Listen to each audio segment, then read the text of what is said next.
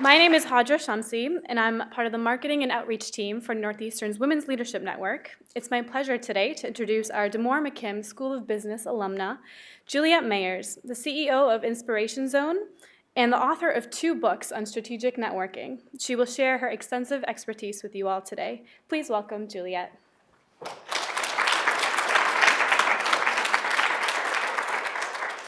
First, I thought she said expensive expertise. Good morning, everybody. Good morning. I am so thrilled to be here today. I, as you know, am an alumna of Northeastern University, the School of Business, and at the time it had a different name. And I remember when I first started at Northeastern, I thought, oh my God, 5 years, because back then the co-op was a requirement. I'm not sure if it still is a total requirement. But so I went in thinking, oh my God, I'm going to be so behind my friends and colleagues.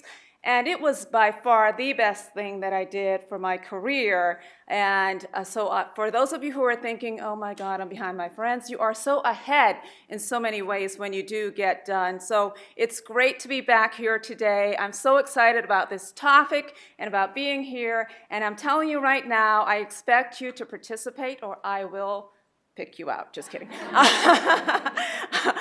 So the topic of networking is one that is near and dear to my heart. I think for me, being an immigrant from the island of Barbados and coming to this country early on without the connections, without the infrastructure, without knowing how things operated here, it was a challenge. And to make matters worse, my mom was still in Barbados. She was a single mom.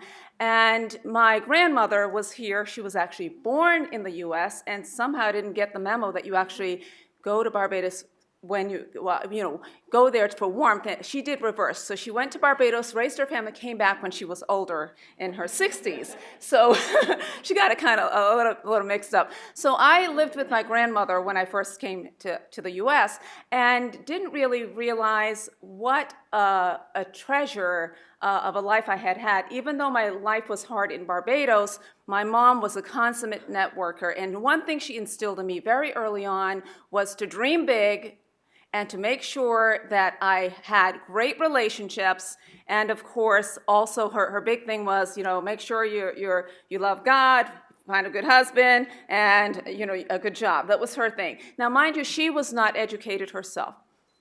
She had a 5th grade education, but she was smart enough and savvy enough to know what was required for success. Fast forward many years later, and it was because of her inspiration and her drilling into me relationships and how to leverage them in a positive way. It's not about taking always, it's also about giving. That I stand before you today as the owner of my own firm and a 2-time author, and I'm really, really proud of all that I've accomplished. But a lot of it had to do with, guess what? Networking, terrific. I'm going to attempt here, I was warned that this may not be totally, but I like to walk around. I don't like standing behind the podium so much. Can you hear me? Yes. Okay, terrific. So I want to find out from you, everybody has a different definition of networking, although there are some common themes. So I want to find out from you, what do you think is networking? How do you define networking? Building relationships. Staying in touch. Anybody else? How about, I have no clue? No, I'm sure you guys do, yes. Selling yourself. Everybody's on this side. There we go. Exchanging information.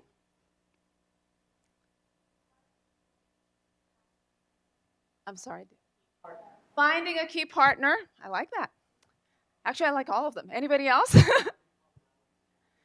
Finding commonalities. Love that. So those are, and differences. Those are all fabulous definitions of networking. However, I also know that there are those who are thinking, oh my God, the thought of networking, walking into a room with people I don't know, it just makes me shiver. Anybody here like that? Who cares to admit it? Oh, yes. Oh, honest people. Yes. and so there's this big mystique around networking that people have that I have to go into a room and talk to people I don't know and exchange cards and pretend that I like them and that I'm interested in what they're saying. Right? And so people build it up to be this big thing. But do you know what? You guys are networking every single day. So what I want to introduce you to, for those of you who are not yet familiar with it, is the concept of what I call strategic networking. So strategic networking, anybody want to guess what I might mean by that? Planning ahead. Perfect, perfect. So like anything else, you guys are, how many are in the business school? Anybody here? Okay, fabulous. And I love the rest of you guys too, but I am a little biased. So strategic networking is about having a plan. So first thing is to determine what is it that I want to do? Where do I want to go? And it's not just about your career, but I encourage you to think about your entire life. Envision the kind of life you want for yourself. Because if you just focus on the career, you're going to make decisions that you will end up regretting. And I won't go into the details of that. That's for another topic. However, when you think about what you want for yourself and that vision for yourself, think about the kind of life you want, do you want a family and all of this. I had this conversation with my daughter who's 18 years old, and she's right now making the decision about what school to attend and so forth. And she loves to cook and all of that. So I had this conversation with Danielle. Her name's Danielle. I said, Danielle, so what do you envision for yourself? She said, I want to be a chef. I said, okay. I said, okay, great. And so you're going to be okay, Danielle, with being out really late at night and not seeing your family or so forth. And she was like, well, I didn't think of that. And I'm not bashing chefs for those of you who are aspiring to be chefs. My idea, the goal was to have her think broadly about all that's involved with being the vocation that she was thinking of. So when you think of your vocation or your vision for yourself, make sure that's inclusive, not just of your vocation, but also everything else that goes with it. Got it? Okay, so you have this vision of yourself and you're thinking, people are like, well, what does this have to do with networking? Well, if you don't know where you're going, you're going to be very haphazard about it. And some people say, well, you don't need to plan, it'll all work out. Well, that may be the case for some people, but those who plan tend to get closer to where they want to go, right? It's very possible you may get lucky and be discovered or have some great, fabulous thing happen to you. But it's also most likely that you're going to have to decide what you want and work for it, okay? So this is for the people who are not waiting for luck or discovery, but are going to work hard and have a vocation and a plan for themselves. And I bet that's most of you, right? You're here in school, so you're planning on a particular career or something that you want to aspire to, right? So, and even if you're not, you should. My recommendation. Okay, so we have a plan for ourselves. We know where we're going. And then you're thinking, okay, so how am I going to get there? And what does this have to do with networking? So the idea of strategic networking is that you're thinking about what are the goals that you're going to need to get there. And you're thinking, well, what does this have to do with networking? Shouldn't I just go and just talk to people and just be, if it happens, it happens. And I will share with you a story. And this story is actually about me. I was a student here at Northeastern, as I mentioned, the business school, and I went to an event where the head of one of GE Capital's divisions was the speaker. It was on campus, and I went over, listened to the talk, and at the time, I was told by him, I went up to him afterwards, introduced myself, had a business card and all of that. Of course, the co-op office had prepared me well. And I went up and introduced myself, and I said, I would love the opportunity to be considered for GE Capital's leadership program. And he said to me, well, we don't really recruit here for that program. I said, well, would you just take my resume, and can I follow up with you, and if it happens, it happens, but is that okay? He said, sure. The poor man had no idea what he was getting into because not only did I follow up with him, I followed up multiple times. I was not a pest, but I did follow up multiple times, shared with him why I thought I would be a great fit for their program, and lo and behold, I was invited in for that. Back then, it was like 2 days of interviewing at GE Capital's headquarters in Stamford, Connecticut. And as history will tell it, I went on to be in the GE Capital's Management Development Program. The reason I share that story with you is because it illustrates what I'm telling you now. I had a vision for myself. I was prepared. I had my story together. I had my business cards together. I didn't take no for an answer. I was respectful but persistent. And in doing so, I was able to land what was a highly coveted spot in the GE Capital Leadership Program. So for those of you who are thinking, what does networking have, what does it have to do with it? That's what it has to do with it. And in order to do that, that means you also need to have the tools ready to go.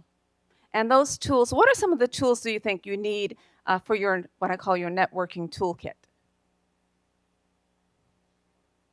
A story about yourself. Absolutely. Anything else you should have? Elevator pitch. Now, what's the difference between an elevator pitch and the story? Does anybody know?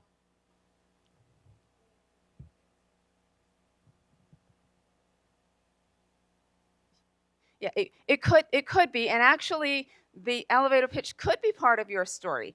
But I think Barbara hit on it. I'm sorry. I think that the story connects you to the person or what you're talking about. Absolutely. Repeat what they say. She said she thinks that the story connects you as a person to the elevator pitch. A story is talking about one specific skill or whatever you want to highlight. An elevator pitch is meant to be a summary of everything you've done to kind of describe your whole self to someone. Right. So we're all taught in because I know the Career Services Center here at Northeastern is fantabulous. So many of you are taught about the elevator pitch, right? To have that 30 seconds. If you're ever stuck in the elevator for 30 seconds, I don't know about you, but if I'm stuck in the elevator for 30 seconds, I am not going to be thinking about the elevator pitch. But that's just me. But the idea is that if you were on this elevator with, this major bigwig from whatever organization and had an opportunity to say something, this is what you would say in order to capture the person's attention and to hopefully achieve some level of success in moving your initiative idea forward, right? And so many sales schools and lots of people utilize the elevator pitch, and I think it's fantastic. To me, when I talk about the story, I think the story is more around the lines of what Barbara touched on in her talk about how do you differentiate yourself? What makes you uniquely different? Why should I care, right? When I walk away from you, what is it that's going to stay with me about you that's compelling? And that, to me, is the difference. So when I shared with you my personal story around whether it's GE or Barbados or whatever, those are things that are unique to me. Where an elevator pitch might be about a product, there may be lots of people in your company who have a similar elevator pitch, and you want to make sure that you have a story that resonates, something that's different, compelling, unique about you that people will remember.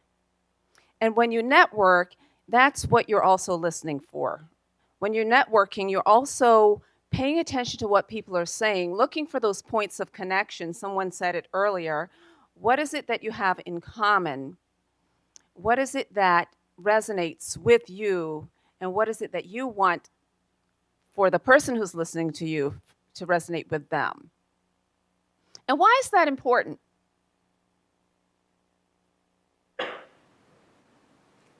Building trust and respect. Building trust and respect. Absolutely.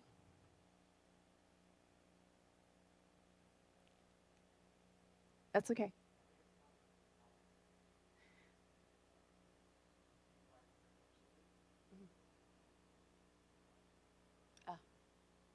Fundamental to how people connect, a feeling. And when you use the word feeling, I actually really like that because I often describe it's important to make an emotional connection. And by emotional doesn't mean you're crying or, you know. but it does mean that when people think of you, there's something visceral, something that resonates with them about you. And that makes you memorable. In this competitive, highly competitive environment that we're in, it is so important that there's something about you that resonates, right? So that when you walk away, people remember.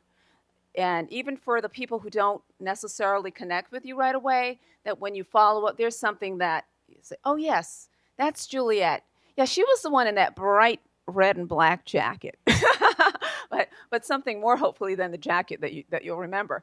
So that's the difference. And I won't dwell on that, but I do want to stress it. It's very, very important that you figure out what is that story, what's that differentiation about you versus someone else. So we talked about having the story together. We talked about you have obviously a business card and you have your plan, your vision of where you're going, and then what are you going to do about it? These tools that you have now in your toolkit, what do you do? How does one really network? Follow a group? Following through, yes. Following through. And there are opportunities each and every day. Everybody conjures up the big walking into the room and being scared with 300 people, but there are opportunities to network each and every day. Right here at this conference, there is an opportunity for you to network with others in your peer group, with teachers, with speakers, with professors, with so many people. And so don't overlook the everyday occurrences. And when I say opportunities to network, I'm not just saying, oh, here's my resume, because you think, well, they're looking for a job too. Well, how are they going to help me? But building those connections, those impressions, and looking for ways to help other people, because by doing that, it will come back to you. And that's something that people forget a lot. They say, well, what can this person do for me? Well, what can you do for them? You want to be known as someone who helps others, someone who wants to see others succeed. And you'll be amazed at how powerful that is. You're thinking, well, why is that? That's the reason I think volunteering is so important, because you're giving. And when you give genuinely and generously, other people want to help you when there's an opportunity to do so. So that's the brand that you want. I heard you're going to be talking about branding later on, and that is so critical. You want your personal brand to be so strong and so positive that when people think of you, they think, oh, Joan is somebody who is so helpful. She worked on blah, blah, blah. She assisted me with blah, blah, blah. So when she comes by and says, you know, I know that you have a friend at GE, and I would love the opportunity to connect with someone in marketing there. Do you know anyone? Absolutely. I'm only too glad to help her because she's been so helpful to me, right? And so your brand and how you interact with people is really, really critical, and you want to make sure that every single day you're doing things to strengthen your brand, to help to give to others, and be seen as someone who is truly generous in spirit, because it will come back to you, not necessarily from the same person, but other people will observe those things, and that really can make a difference. I'll give you another example of that specifically. I am on the board of Eastern Bank, and how I originally met Bob Rivers, who is the president of Eastern Bank, I was at an event, a networking event, and was introduced to him. Didn't know him all that well, but over probably 3 interactions at different events. And one day he said to me, you know, Juliette, I've been thinking, I am the co-chair of the Irish International Immigrant Center Gala. And I was wondering if you would MC that event. Being Irish. Yeah. And I had honestly, I stopped and paused. I was like, well, let me think about it. Right? And of course, I Googled it, had never heard of it, and I thought, oh my God, this is a huge event. And oh my goodness, there are a lot of prominent people who are involved and so forth.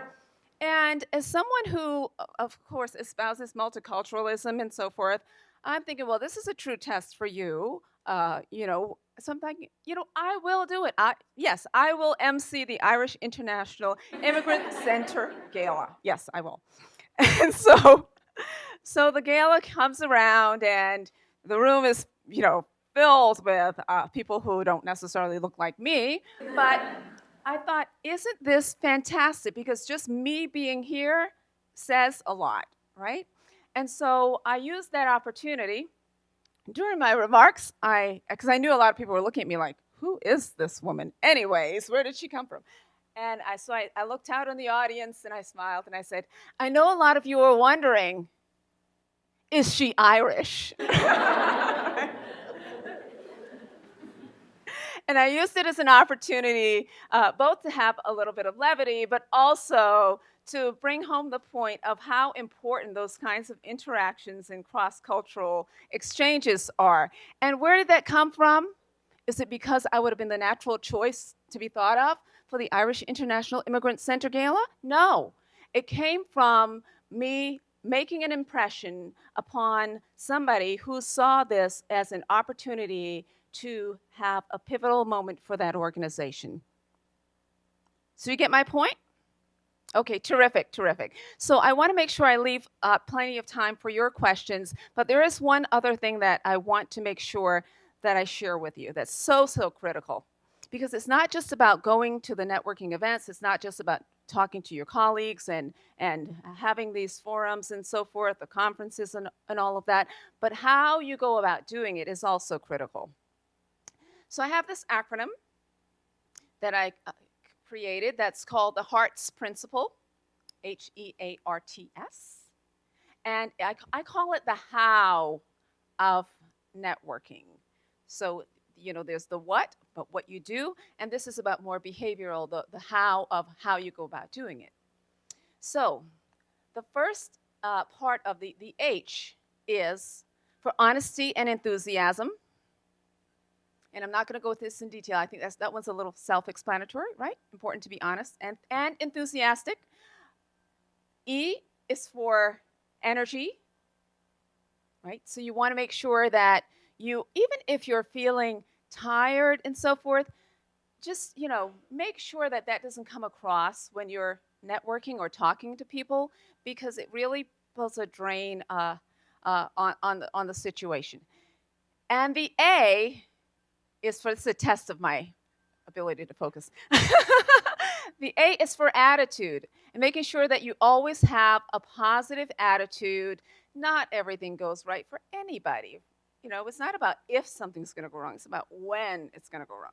So it's about attitude. Attitude, positive attitude is very critical.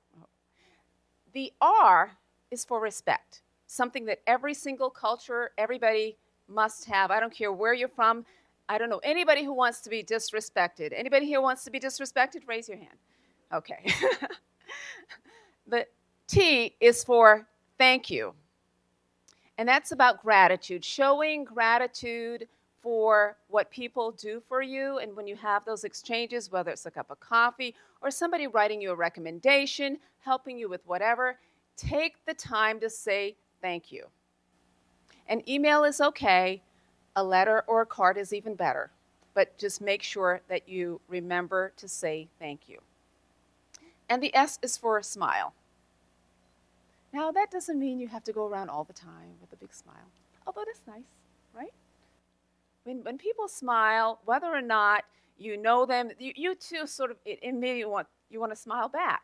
And smiling is not just about the physical trait of smiling, but it's about being approachable. So even if you're on the phone having a conversation, you want to be conscious of how you're coming through. Are you smiling, or are you like all tense and wired up, right? And so you want to make sure that you're approachable. So those are what I call the HEARTS principles. And I hope that each and every one of you will have a fantastic journey and notice I said journey, because networking is not an event. It's not a destination, it's a journey of networking. And I look forward to hearing your questions, and thank you so much for having me.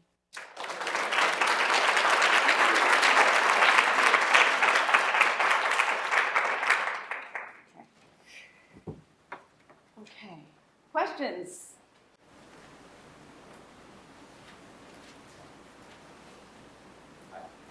My name is Roger. I'm a freshman in college engineering.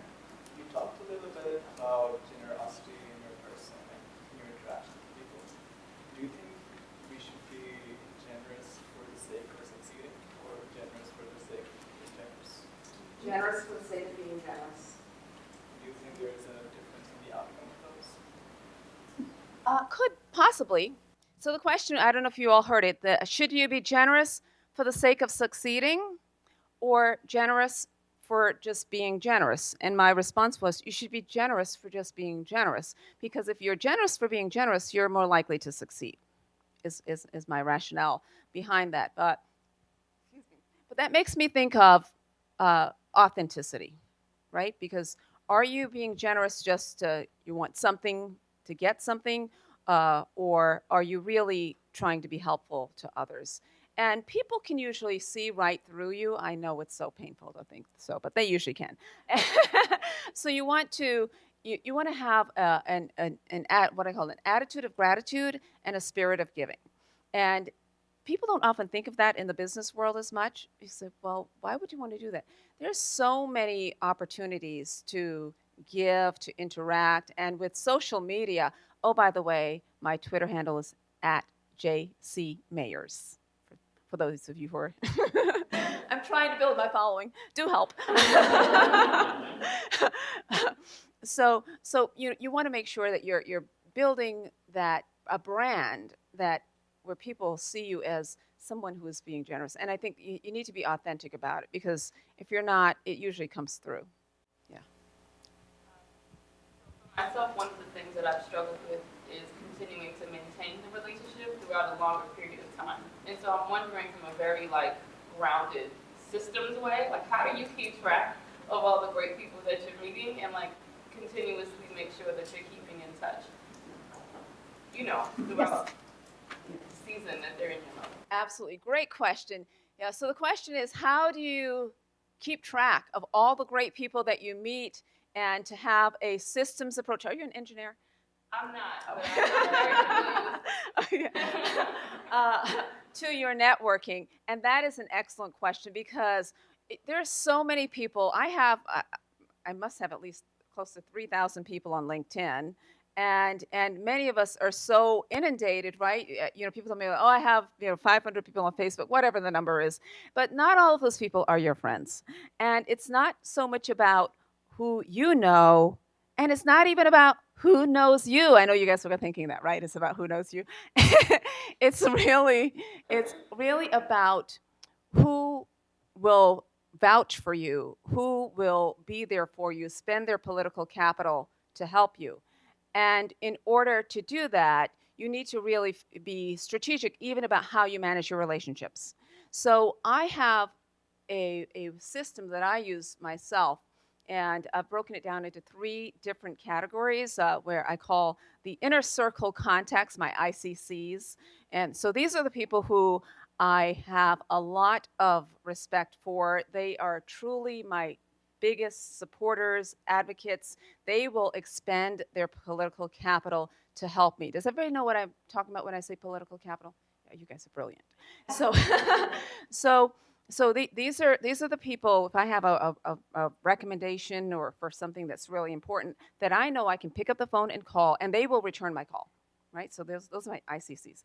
And then I have so for people who are in what I call that inner circle, and your inner circle may be a little different depending on where you are in your life stage, you want to make sure that you stay in contact with them. This should be a small group of people. It's not the who we are the world.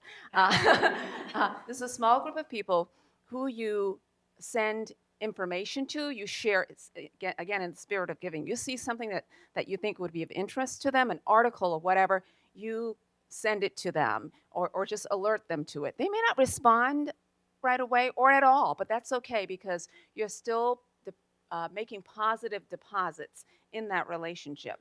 And so these are also the people, if they ask you to do something, you find a way to make it happen.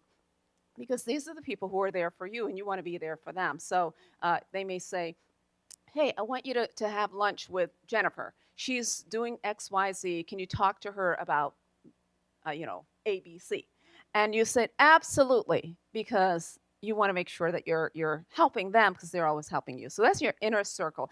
And the difference between, I'm not going to go through the entire, but so think of that as the highest tier. The lower tier these are people with whom you want to stay visible, but you don't necessarily want to expend your time. There isn't necessarily a high degree of trust there. You may not know them well. You may not even remember who they are, quite frankly. Like if I looked at my LinkedIn, it's like, who is that person? When did I meet them? Some some of these people I don't know, but you can still be visible to them and still stay connected by sending out your occasional updates on what's happening, on responding to when they have a job change or what have you, saying congratulations. So you might hear from this. I strongly recommend LinkedIn. I think that LinkedIn is the tool for business professionals. I know there are so many tools for social media, and particularly for millennials, and I know millennials well, my daughters are millennials, that you can think, oh, well, nobody does email anymore, blah, blah, blah. Well, you know what? The people who are making the decisions, they still use email. The people with newsflash, and they are on LinkedIn as well. So you use the tools for in my case it's business, so that it's LinkedIn. But if you're an engineer, there may be a different social network that's really big for engineers. Whatever that is the one you want to be on, and you want to strategically manage how you interact and your periodic reaching out with the least amount of time for the people who you're not really vested in. So that's just a high level, but there are lots of other options in which to manage. The key thing is to find a way to manage it, or you will spend all of your time spinning and responding to people who, it's like, who are these people? And so spend your time on the people who matter, and vice versa. I work at a startup, and there's obviously the longest to-do list, and we're all inundated with work. And this could just be a me thing, but personally, I have a hard time setting aside time for networking because there's so much I could be doing. So what's your balance of actually doing the work and then building the network, and how do you resolve that? They're one and the same. This is another thing that people often do, and you're not alone. And did everyone hear the question? She's at a startup. It's extremely busy, lots going on, and doesn't see how she might be able to find the time to network. And I think you need to look at networking differently. So don't think of it as there is work. I'm not going to lie. There is work in networking. That's why it's work right in the middle of it. Networking, right? So, but you can be very strategic even in those situations. So, do you have lunch ever? Okay. Opportunity to network. Do you meet with your colleagues? Few of them, yeah. Opportunity to network. And I'll give you a specific example about meetings, okay? So most businesses still have meetings. Some are virtual, some are in person, and so forth. But meetings are an opportune time to network. And it doesn't mean you're going to spend the whole meeting networking, but always arrive early to your meeting. Always arrive early. As my daughter goes to Hampton University, and they have the saying, early is on time is late, and late is unacceptable. So you arrive early to the meetings, and that 5 minutes or whatever before the meeting starts is a great time to connect with people, whether it's about something specifically about the project or even just socially, just to chit-chat so people get to know you and they feel more comfortable with you. Because underlying a lot of this networking, for those who are really effective, is trust. And people do business and people help others whom they like and whom they trust. And so you can establish trust, help to build those relationships by simply coming early, staying a little later. I often advise, and this happens to executives all the time, my friends, back-to-back meetings. I don't have time. I have one person who shall remain nameless, who I'm working with on a major project. I just don't have time. I'm booked back to back. I don't have 2 minutes. And I say to people, if you don't have 2 minutes throughout your day, you are not being strategic. And you're probably not working as effectively as you could be. And so what I do, I actually schedule time with myself, right? I schedule time and I protect it. So if you ask me, so do you have time to meet on Monday at 1 o'clock? I'm not available. But how about so and so and so and so and so? Because I'm protecting that time. I even schedule time for Zumba, which by the way, folks, I am missing today. And so when people ask me about it, I say, are you available? No, I'm not available, because I take those commitments so seriously that I'm not available. I need time to be strategic. I need time to think. I need time to take care of my body. And so those are top priorities for me. So I schedule time and I protect it. Protect it. And so whether it's a meeting or whatever, figure out a way to either before or after or even scheduling specific time to make sure you are connecting meaningfully with people. It's very, very critical. And if you're not, you're just rushing through one activity to the other. You're not taking time to reflect on what even happened at the last meeting or even connect with the people on a human level. And it makes a difference, because if you work on those relationships, even a few minutes here and there, you strengthen the relationship, you strengthen your network within the organization, and that is, I think, one of the most powerful things when it comes to advancement. If people know you and they know about you and they feel connected with you, they are more likely to support you and endorse you.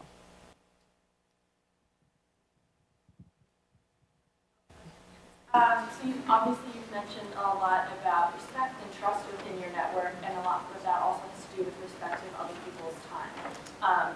And you've also mentioned being generous. So I'm wondering how you balance that generosity with not overextending your networks and constantly, creating those touch points that actually take a lot of other people. That's a very, very good point. And I'm glad you raised it. So the question is, how do you balance all of this without taking too much of people's time? And going back to the respect principle, if you recall, one of the Heart's principles is respect. And respect has a lot of different forms, but time is a major one.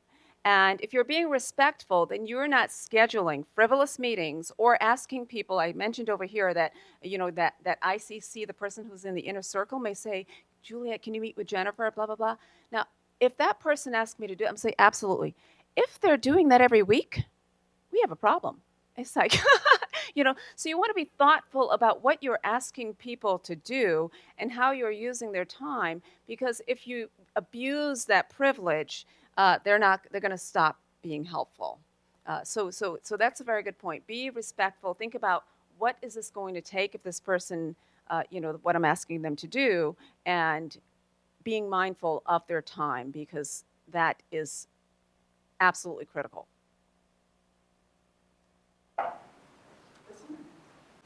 So I was wondering, how do you overcome that feeling of being overwhelmed by walking into a room of people you don't know? Excellent question. So how do you overcome the feeling of overwhelm walking into a room of people you don't know?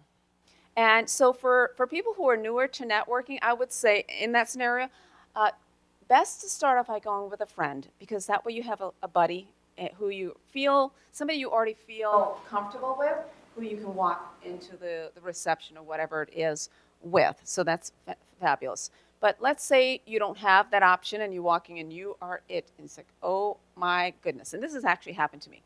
I walked in, it was a number of years back, to, I won't call the organization, but it was a large meeting, and I walked in thinking this is going to be a diverse group of people. When I walked into the room, all I saw were white men in dark suits. And I had on a red jacket. I tend to wear colors strategically, by the way. There are times where I wear darker colors, but when I speak, I often wear, I call it visual interest.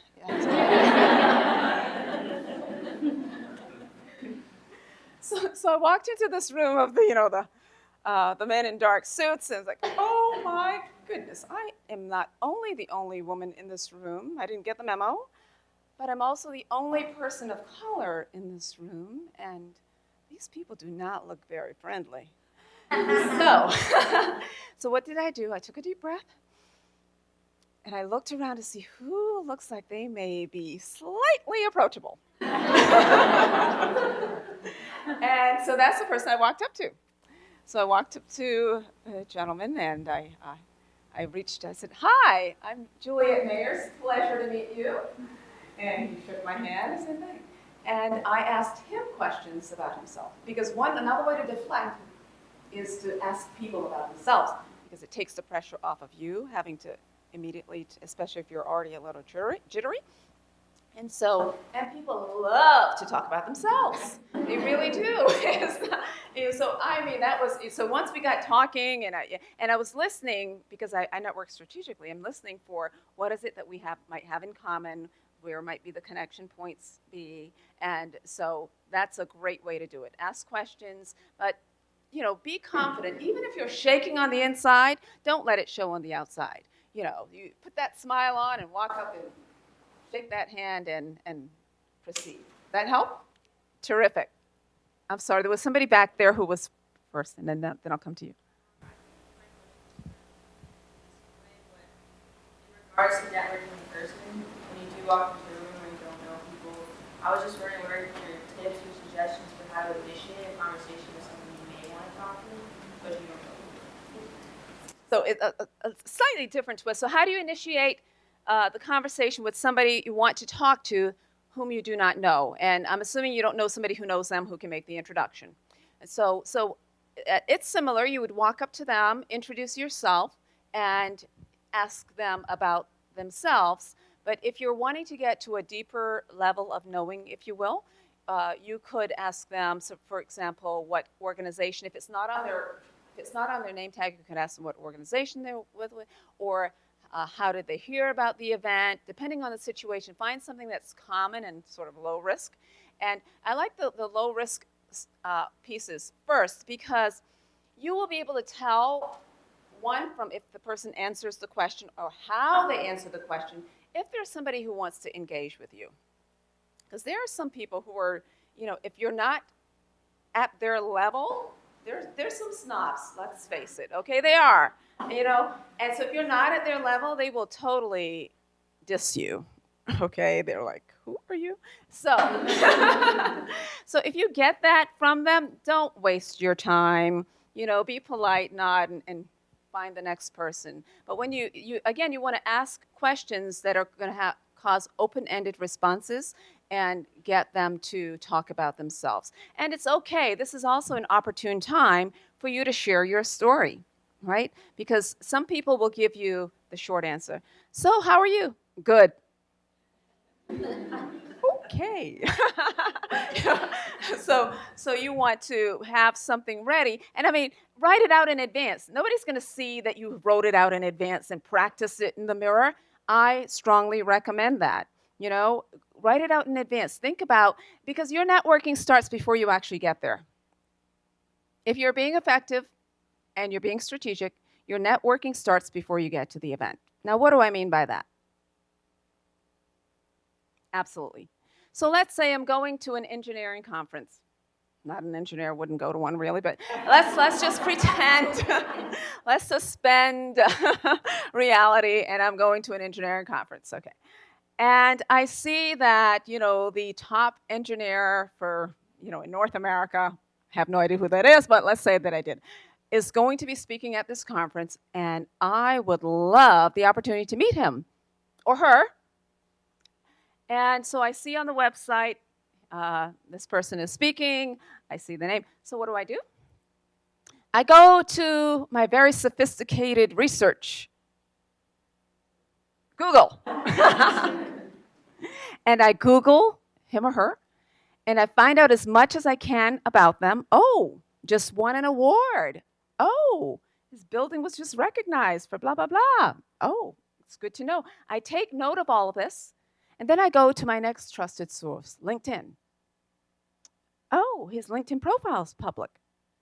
Interesting. Didn't know he. Oh my God, he went to NU. He went to Northeastern University. Fabulous. Okay, so I have Google, I have LinkedIn, and I go to the website because it says where he works. And I go to the press releases. Didn't think of that, did you? And on the website, there's tons of information, Great, great, great. So next I put together a nice crafty email introducing myself.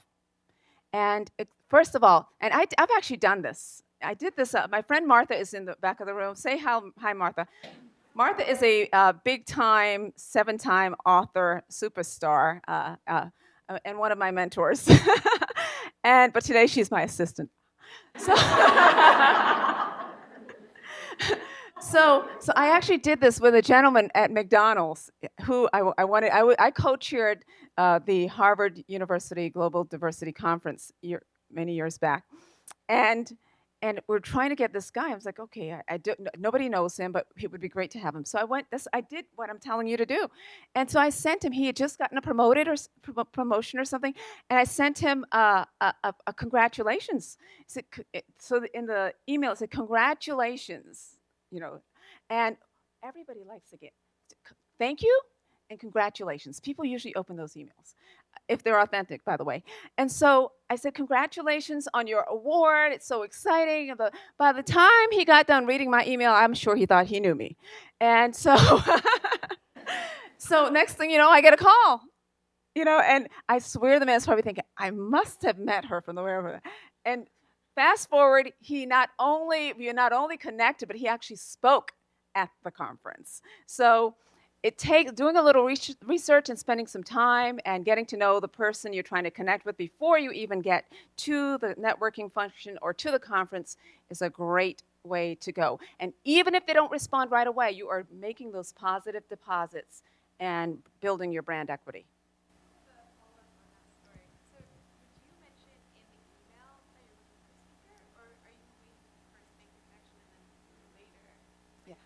That's very good question. Do not reveal the intent right away, because then he's like, who is this? Because if he looks at it and says, I have no idea who this is, but if he looks at it and says, oh, this person seems very respectful and genuine in her praise, and she's done her research, because in my email, remember, I had done all this research, and I'm including things that are specific and real. I'm not making stuff up. And so he's like, oh, okay. So by doing that, once I get a response, now I know he's open to the exchange and to engage. So you don't want to put, can you come and speak for free, blah, blah, blah. Not in the first email, not a good idea. I'm sorry, I have a few, just two, these are the last two because I'm running out of time. I'm not sure who was first, sorry. I'm sorry? Oh, a fellow Bayesian in the house, all right. Talk a little bit about rejection network and basically not being afraid of the no. How many times you should send out a message before you get a response? So rejection, what's that? So I guess I don't look at it. I wouldn't look at it as rejection. People take things very personally. Oh my God, they didn't respond to my email. They must hate me. It's not personal. Most people are just so busy. But there is a point where you can become a real pest. If you have followed up with the person 3 times and they have not responded, stop. Okay? It's possible the first time they didn't see your email, or it's possible that your email ended up in clutter. I absolutely hate clutter. You guys have that problem? Are you guys familiar with it? Just arbitrarily puts things into clutter and they didn't know that was there. So you want to make sure that they got the email and so forth. So it's okay to follow up respectfully, and even to say, just reaching out again, I had sent you an email, but I'm sure you're so busy, blah, blah, blah. Don't do it in an angry way, right? You want to make sure you stay positive. But don't look at it as rejection. If that person doesn't respond, move on. Just move on to the next person. Don't take it personally. What you don't want to do is have some angry email back and forth, because no good will come of it. Last question.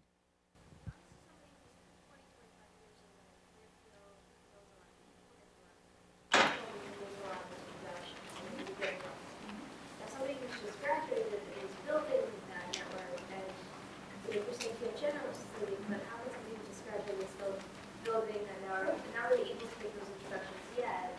Like, how can they contribute? Excellent question. So how can you contribute? If you're just graduating, you don't have 25 years of experience, you don't feel like you have anything to give, how can you do this? How does this work for you? You have so much to give, okay? I mean, well, number one, people of the millennial generation, which many of you are, technology is still a barrier for a lot of us boomers, shall we say. And so you have so much to give, both in terms of your information, experiences, technology, insights as a youthful person, shall we say. So do not ever, ever, ever belittle or think that you don't have anything to give.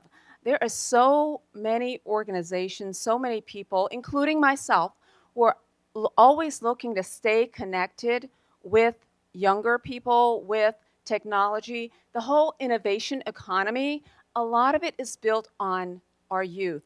So do not undersell yourselves. You are coming out at a time where your insights as a millennial, as a young person, is very valued. And so if you're not sure of what you can give, if you're thinking, oh, well, that sounds good, but what specifically can I give? Information is power. And I don't know of anyone who, oftentimes I have an intern who interned with me last summer, and she would just send me information. I'm like, oh, I had no idea. Or, she's like, well, put it in Google Docs.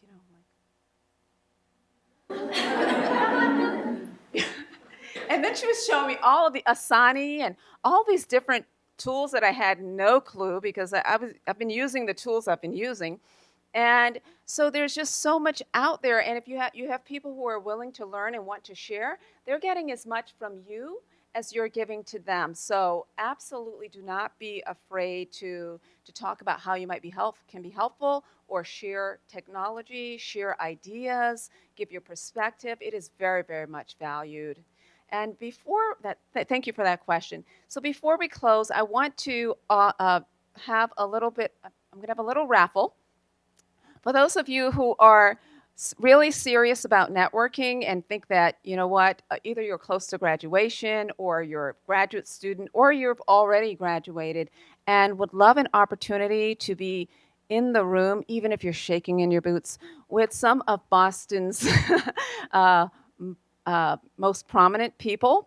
I'm actually having a reception and book launch of my second book on April 12th at Eastern Bank with the president and many of the head of the Greater Boston Chamber of Commerce, and many other dignitaries will be there, as well as there are some millennials as well. And so for those of you who think that might be of interest to you, I have a couple of sponsorships. And it sounds really expensive when I say sponsorships. It's a $30 value, but for you, that I will, if you are interested, and I only encourage those of you who are interested, I have a total of 4, and will put your name into the bag and select 4 people to receive those guest sponsorships for that networking reception. And one other thing that I'll leave you with, Martha, did you pass out the handout as well? Oh, terrific. Those 10 networking tips. And I do ask for your support. I really am on this technology journey, speaking of things that young people can give to those of us who are a little more seasoned, and would love to build my Twitter following, my likes on JulietteMayers.com, and all of this. So the last thing that I will say to you is, as I'm asking for your support, do not be afraid to ask for help. Ask for what you want.